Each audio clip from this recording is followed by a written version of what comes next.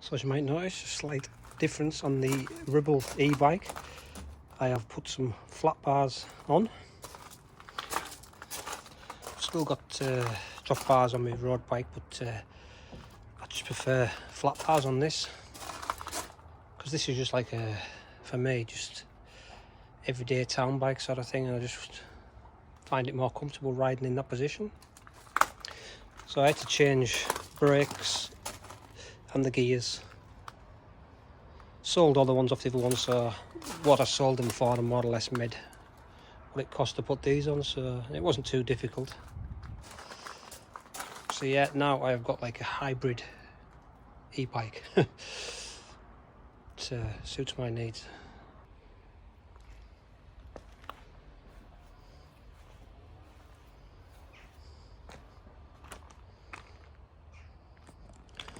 Yeah, so it might not to be to everybody's taste, but yeah, it's what I prefer. This will be used in the wilder weather when it's windy. I've got the magic E button. I just say I like the riding position, and I've still got the racer for the training bike sort of thing.